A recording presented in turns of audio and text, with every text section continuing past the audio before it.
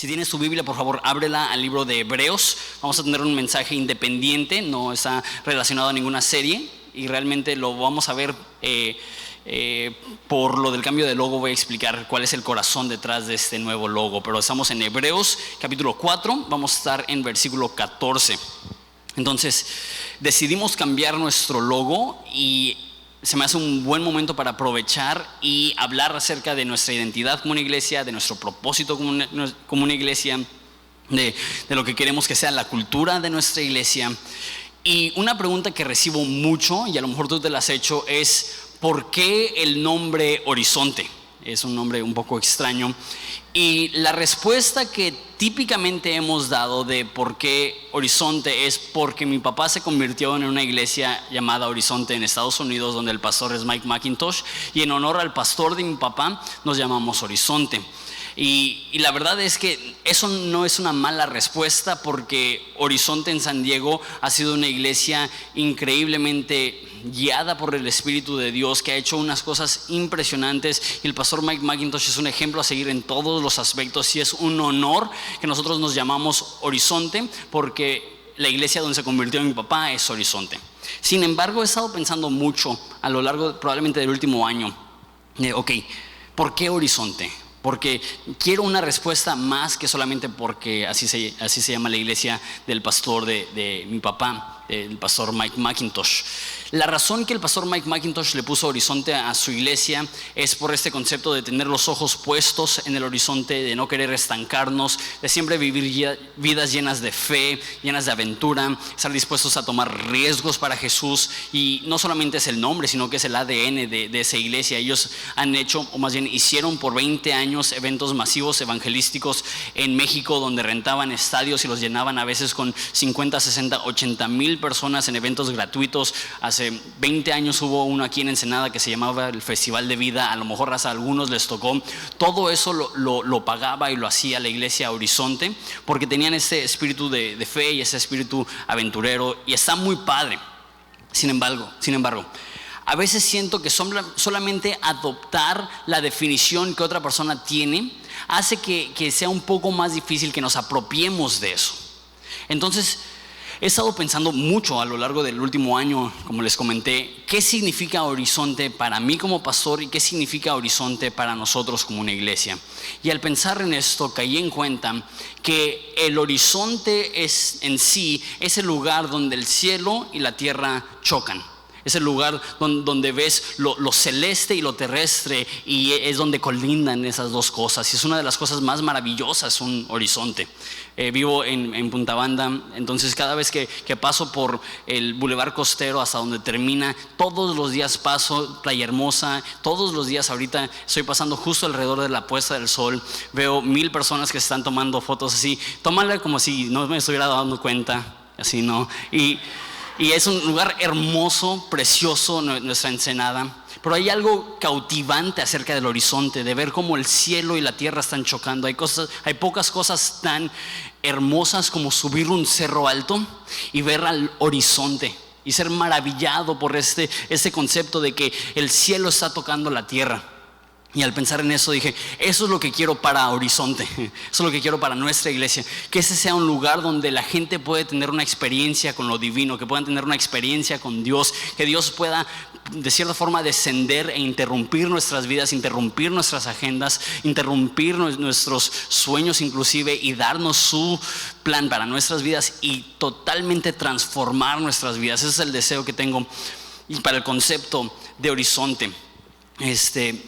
Entonces, es este concepto: Dios viene a nosotros, el cielo viene a la tierra, lo divino viene a lo cotidiano. Y esa es la historia de la Biblia. La historia de la Biblia no es cómo el hombre a través de muchos actos buenos alcanza a Dios, es más bien de Dios a través de muchos actos buenos alcanzando al hombre. La historia de la Biblia no es cómo el hombre encuentra a Dios, la historia de la Biblia es cómo Dios rescata al hombre. La Biblia dice que estábamos muertos en nuestros delitos y pecados, y Dios fue el que nos alcanzó y nos salvó. El hecho que tú y yo estemos aquí es un acto divino de misericordia. Es porque el cielo decidió interrumpir tu vida. Dios mismo decidió interrumpir tu agenda y darte vida nueva y darte esperanza nueva. Y queremos eso para los cristianos y queremos eso para la mayor cantidad de gente posible. Que la mayor cantidad de gente pueda tener un encuentro real con Jesús aquí en esta iglesia y a través de los que somos miembros de esta iglesia. De hecho, hay un versículo, el que vamos a ver, que dice que Jesús traspasó los cielos para venir. Y ese es el concepto que Dios me dio para el nuevo logo, que Jesús ha traspasado los cielos para venir a rescatarnos. De hecho, lo podemos leer en Hebreos capítulo 4, versículo 14. Dice así: por tanto, teniendo un gran sumo sacerdote que traspasó los cielos. Eso lo leí hace un tiempo y no me soltó. Se me hizo una forma tan maravillosa, tan poética de describir la forma que Dios nos ha rescatado, que Dios atravesó, que Dios traspasó los cielos. ¿Quién? Jesús, el Hijo de Dios. Retengamos nuestra profesión, porque no tenemos un sumo sacerdote que no pueda compadecerse de nuestras debilidades, sino uno que fue tentado en todo según nuestra semejanza, pero sin pecado. Acerquémonos pues confiadamente al trono de gracia para alcanzar misericordia y hallar gracia para el oportuno socorro. Esa es la escritura que vamos a estar considerando hoy. Y quiero que notes que la palabra sumo sacerdote se repite 2 veces. En el versículo 14 dice que tenemos un sumo sacerdote que traspasó los cielos. Y en versículo 15 dice que tenemos un sumo sacerdote que se compadece de nosotros. El concepto del sumo sacerdote para los hebreos era el hombre que abogaba por el pueblo de Dios, el hombre que representaba al pueblo de Dios, el hombre que una vez al año iba ante la presencia de Dios mismo y le decía: perdona los pecados de este pueblo. Que decía: perdona las iniquidades de este pueblo. Iba y abogaba y era un mediador entre el hombre y Dios. Pero había un problema. Este hombre, ese mediador, tenía pecados. Entonces tenía que ofrecer sacrificios y su mediación, no sé si es palabra eso, pero su acto de ser mediador siempre era incompleto porque él era incompleto. Entonces, para solucionar eso y resolver eso, lo que hace Dios es que Dios manda a su Hijo, que es perfecto. Y porque Él es un abogado perfecto, Él puede intermediar y Él puede mediar y Él puede interceder y Él puede abogar a nuestro favor, siendo un sumo sacerdote perfecto. Pero existe un problema. ¿Cómo puede representarnos a nosotros si no es como nosotros? ¿Cómo puede representar a un pueblo que desconoce de cierta forma? Y ahí es cuando dice que el sumo sacerdote traspasó los cielos y vino a la tierra. Porque era el trabajo del sumo sacerdote ir a la presencia de Dios. Pero a través de Jesús, el sumo sacerdote viene a nosotros. El sumo sacerdote traspasa los cielos y viene en medio de nosotros. Y eso es una de las cosas más extraordinarias del cristianismo. La mayoría de nosotros o somos cristianos evangélicos o católicos, o mínimo tenemos trasfondo católico o lo que sea. Entonces, a nosotros desde chicos nos han enseñado acerca de Jesús, que es el niño Dios. ¿Han escuchado esta frase? Esta frase es absolutamente ajena a cualquier otra religión. Ninguna otra religión tiene un Dios que toma forma de hombre. Tiene un Dios que toma y asume carne y hueso. ¿Por qué? ¿Qué Dios en sus 5 sentidos quisiera venir a la tierra y sentir calor? Acabamos de terminar de esa etapa tremenda. Espero, primero Dios, que hayamos terminado esa etapa tremenda de calor. Pero imagínate ser Dios y someterte al calor mediterráneo sin aire acondicionado. Él no se podía dar una escapadita a una tienda o a un restaurante con aire acondicionado. Él estaba ahí. No sé tú, pero si yo fuera Dios, yo no hubiera venido en el primer siglo, yo hubiera venido en el siglo XXI. Me hubiera asegurado que mi casa tuviera aire acondicionado y una buena conexión de Wi-Fi. Ya me la pasaría. Pero Dios se sujetó a tener hambre. Que Dios se sujetó a estar cansado. Imagínate, el que con su voz creó el universo tuvo que quedarse dormido en una barca porque no aguantaba el sueño. Dios traspasó los cielos. Él estuvo dispuesto a sentir dolores de cabeza. Él estuvo dispuesto a sacarse una astilla infectada de su mano por ser carpintero. ¿Te imaginas estas cosas que tú y yo odiamos? Dios se sujetó a eso.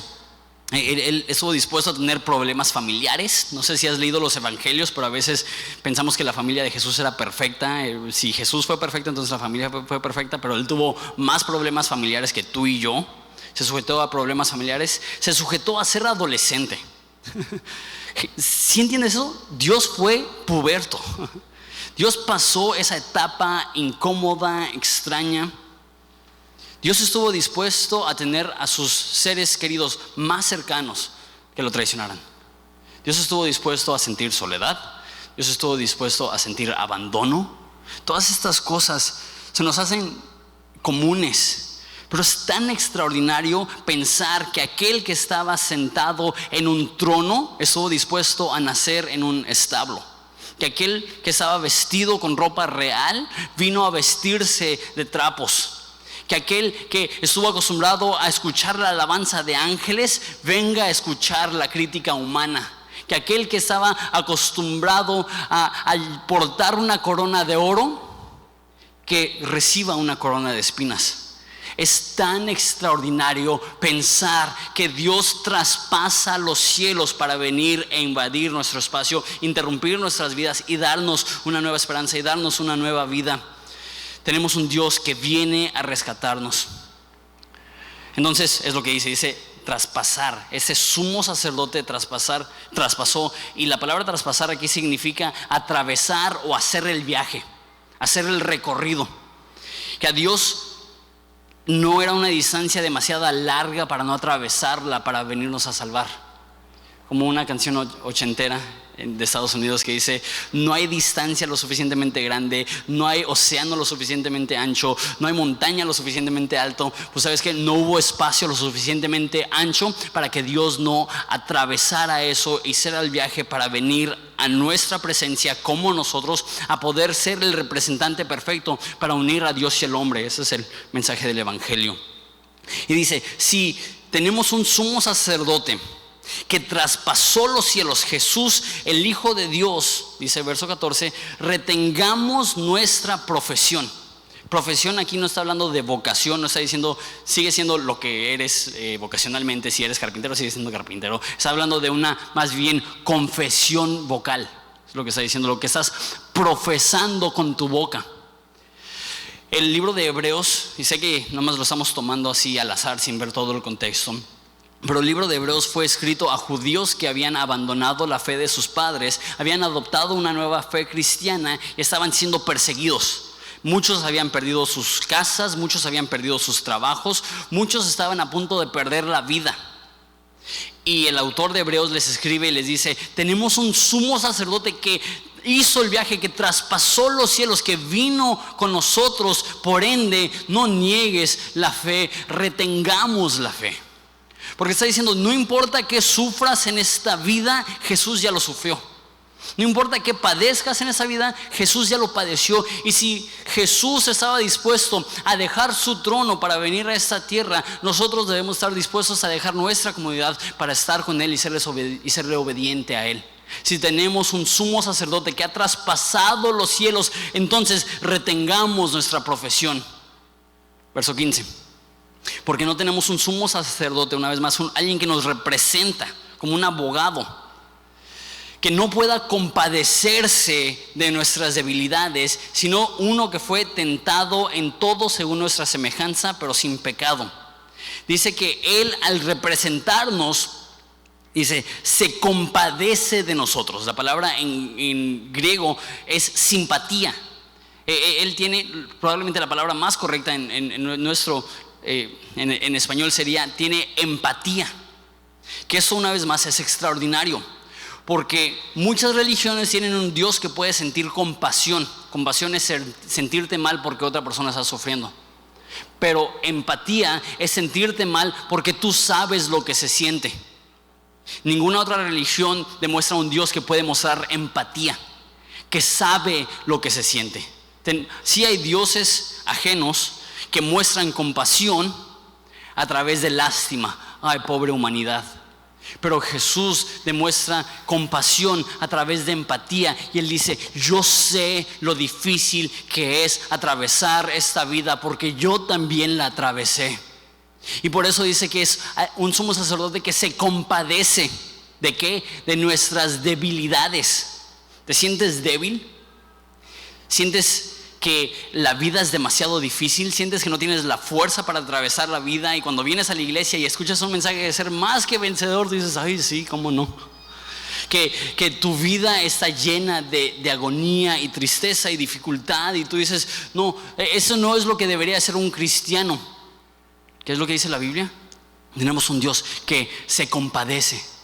No le damos lástima a Dios, porque Él entiende lo difícil que es la vida. Tenemos un sumo sacerdote que se compadece de nosotros. Dice que fue tentado en todo. Esa palabra tentado obviamente puede significarse el ser incitado a pecar. ¿Se acuerdan de la historia de Jesús en el desierto, donde Satanás lo estaba tentando? Le estaba incitando, intentando seducirlo. Y tú y yo somos tentados también. Y Jesús sabe lo que es ser tentado. Él sabe lo difícil que es decirle no a la tentación. Entonces, cuando nosotros somos tentados, Él se compadece. Tenemos esta imagen de Dios en el cielo como si estuviera frustrado con nosotros. ¿Qué no pueden ver? ¿Hasta cuándo van a agarrar las pilas? ¿Hasta cuándo van a agarrar la onda, más bien? ¿Hasta cuándo se van a poner las pilas?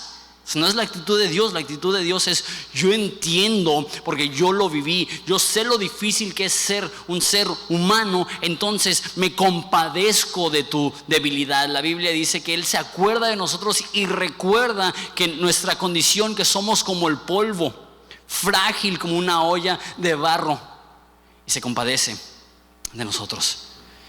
Y fue tentado en nuestra semejanza, pero sin pecado. Pero la palabra tentado aquí también puede significarse que Él pasó las pruebas.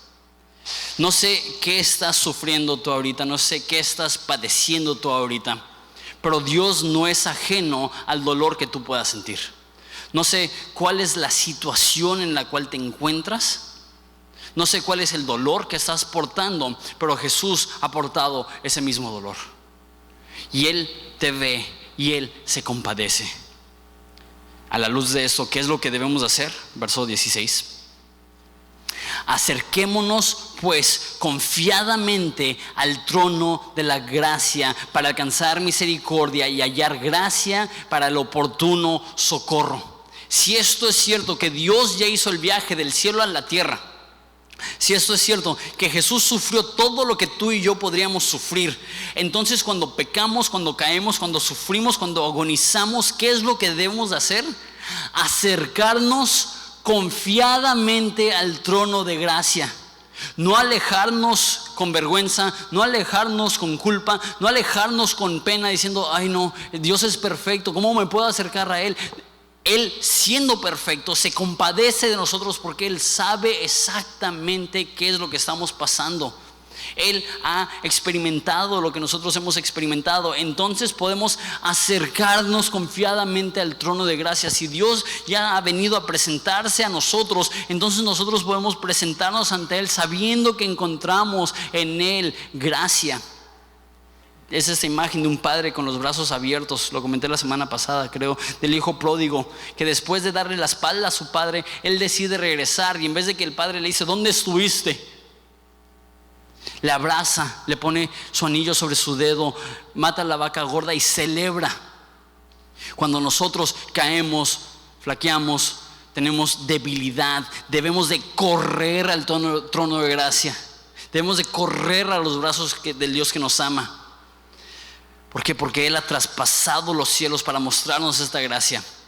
Y a lo mejor algo que no reconoceríamos si no lo viéramos detenidamente es que dice: alcanzamos misericordia y hallamos gracia. Y esa palabra, con eso quiero terminar, para el oportuno socorro. Esa palabra socorro es importante. Solamente se usa 2 veces en la Biblia. Socorro pensamos ayuda, pero hay una palabra específica para ayuda. Esa es una palabra diferente. La palabra socorro aquí significa literalmente mantener junto. No dejar que se rompa, no dejar que se despedace. Y la única otra vez que se usa en la Biblia es una historia donde Pablo está en un barco y hay una tormenta. Y las olas empiezan a golpear la nave. Y todos los marineros de toda la vida tienen miedo porque creen que van a morir. Y avientan todo su equipaje al mar. Y se está empezando a romper la nave. Y dice que agarran cuerdas y envuelven la nave, y con eso mantuvieron unida la nave. Esa es la misma palabra. Socorrieron en ese sentido la nave, protegieron la nave de que se despedazara. ¿Qué nos demuestra esto? Eso es el socorro que Dios nos ofrece. Dios no nos ofrece una vida libre de tormentas. Dios no nos ofrece una vida libre de dolor. Dios no nos ofrece una vida libre de sufrimiento, pero sí nos ofrece que en las tormentas Él nos abraza de tal modo que las tormentas no nos despedacen. Él nos promete que aún en la dificultad Él nos abraza de tal modo que nuestra vida no se deshace. ¿Por qué? Porque tenemos un Dios que nos socorre, que podemos ir a Él para alcanzar gracia y ayuda y socorro. No importa qué estás pasando, no importa qué estás sufriendo, no importa quién eres, Dios no te deja luchar solo. Si eres cristiano, Él lucha con nosotros, Él lucha por nosotros, y Él se asegura de que a fin de cuentas tu vida no se despedace. Aunque lleguen las dificultades, tormentas, Él está ahí. Y eso es el concepto de horizonte. El concepto de horizonte es el lugar donde podemos encontrar gracia y socorro. Que Horizonte sea conocido por eso. El lugar donde podemos tener un encuentro con Dios. Y no solamente un encuentro con Dios donde la gente juzga y critica y es amarga, sino un encuentro con Dios donde la gente que nos está presentando a Dios pueda ser gente que conoce misericordia, que conoce gracia y que sabe ofrecer el socorro divino. Antes de terminar, quiero contestar algunas preguntas porque sé que las van a ver. En primer lugar, no le he enseñado a mucha gente el logo, lo lanzamos hoy. Pero mucha gente me ha preguntado, ¿y qué significa el logo? Buena pregunta, les contesto, qué bueno que lo haces. Como dije, Horizonte es el lugar donde el cielo y la tierra chocan, donde Dios interrumpe nuestro espacio y viene a salvarnos.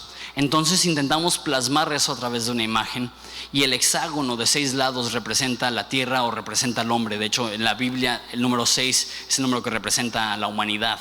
Entonces tenemos a la humanidad, y de la misma forma el número 7 en la Biblia representa a Dios. Entonces tenemos un heptágono, que son 7 lados, apuntando hacia abajo, representando eso, que Dios es el que viene a nuestro espacio, que Dios es el que viene a salvarnos, que Dios es el que viene a rescatarnos.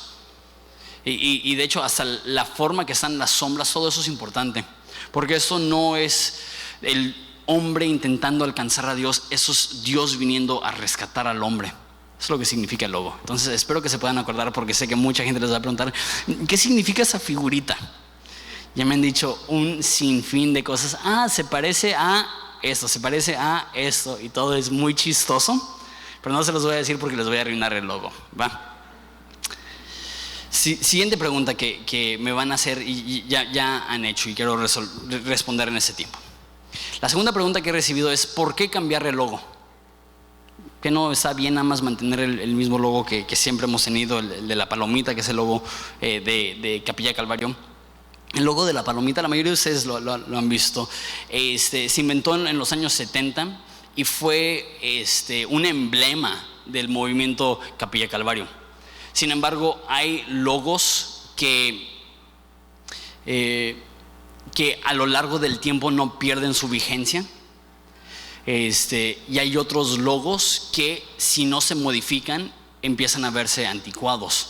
Desafortunadamente, por más sentimental que es el gusto que tenemos por el logo pasado, casi todas las capillas Calvario de Estados Unidos han dejado de usar ese logo y han optado por algo un poco más contemporáneo. Entonces, al dejar el logo, no es nada en contra del nuevo logo, perdón, del antiguo logo, sino queremos simplemente ir cambiando.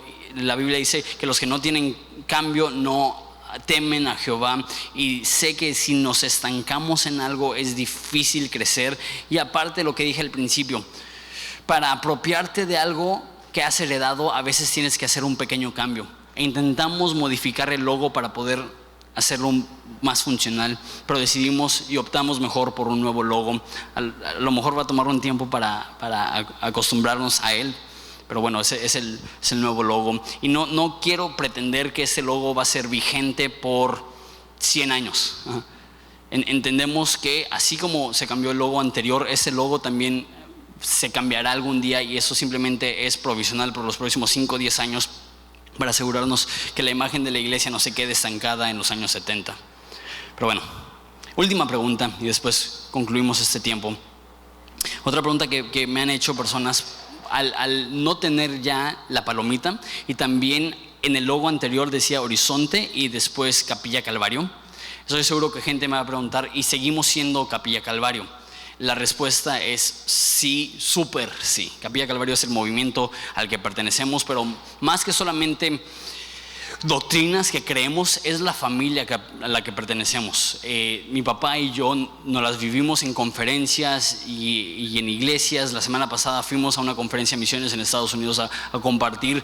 Capilla Calvario es nuestra familia y no tenemos ningún deseo y ninguna intención de cortar lazos con Capilla Calvario. Al contrario, mi papá y yo somos parte de los representantes de la Asociación de Capilla Calvario en México. Los dos estamos en la mesa directiva de Capilla Calvario AR.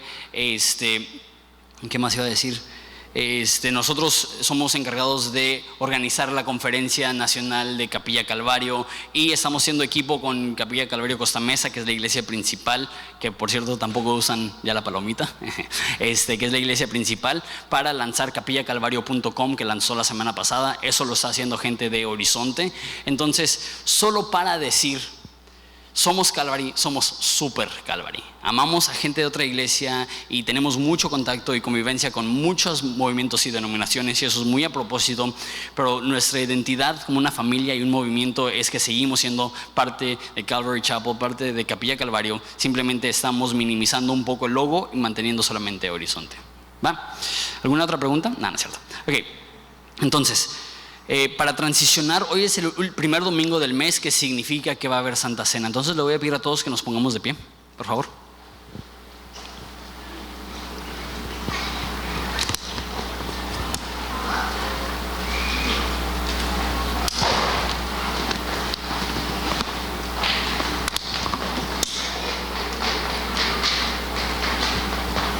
Y recordarnos esto. Para mí, esta frase, ya sé que ya lo dije, de que Dios traspasó los cielos, se me hizo tan bonita. Se me hizo una forma de describir el sacrificio de Dios de una forma que no había pensado. Que Él se trasladó. No sé cuántas personas se han cambiado de ciudad. Sé que muchos de los que vivimos en Ensenada no son originalmente de Ensenada, pero ustedes saben lo difícil que es dejar tu familia, tu ciudad, tu comodidad, tu casa, para llegar a una cultura ajena. Ahora imagínate ser Dios, acostumbrado a escuchar santo, santo, santo de parte de los ángeles, convertirse en un ser humano y escuchar crucifícale, crucifícale, crucifícale. Un Dios que al abrir su boca creó los universos, que tenga que aprender a hablar. Todo esto a mí me vuela la cabeza, porque demuestra exactamente cuán lejos estuvo dispuesto a ir Dios para rescatarnos. Pero no se detuvo ahí. No solamente fue el rey que se convierte en un siervo, sino que es el juez que se convierte en el condenado. No solamente es alguien poderoso que se convierte en alguien sin reputación, sino que es el santo tomando el lugar de los pecadores. Dice Pedro que en la cruz lo que sucedió es que el inocente pagó por los culpables. No podemos olvidarnos de eso, que tenemos un sumo sacerdote que traspasó los cielos, y por ende nosotros podemos acercarnos confiadamente al trono de gracia. ¿Oramos? Vamos a orar y se va a repartir después de eso la Santa Cena. Les pido por favor que no participen hasta que todos hayan sido servidos. Vamos a orar. Padre, te doy tantas gracias por tu sacrificio, por tu Hijo, por tu muerte en la cruz. Te damos gracias que tú efectivamente has venido a rescatarnos. Te damos gracias porque nos diste vida cuando estábamos muertos, nos diste vista cuando estábamos ciegos, nos sanaste cuando éramos paralíticos. espiritualmente, y ahora podemos tener una vida donde entendemos que cuando fallamos tú no estás molesto con nosotros buscando castigarnos, sino que te compadeces de nosotros, tienes simpatía y empatía y esperas que nosotros regresemos a ti con los brazos abiertos. Te damos gracias por ser tan bueno con nosotros, porque no merecemos nada de esto. Que el hecho que tú ames a gente que la Biblia dice que somos como polvo, que la vida es como el pasto que un día crece y el otro día se marchita y se echa al horno. Así es nuestra vida, es un vapor. Y tú has decidido ver esas vidas tan diminutas con un amor que no conoce límites. Y que tú viniste a este mundo para hacer evidente que no hay nada lo suficientemente grande para separarte de nosotros. Porque si el vacío que había entre el cielo y la tierra no fue demasiado grande para que tú lo traspasaras, el vacío que hay en nuestro corazón no será demasiado grande para que tú lo llenes. Te damos gracias por ese sacrificio en nombre de Jesús. Hola, mi nombre es José Michel, soy uno de los pastores aquí en Horizonte Ensenada, encargado del Ministerio de Producción. Si este ministerio ha sido de bendición para tu vida, nos gustaría que nos mandaras tu historia. Escríbenos a horizonteensenada@gmail.com.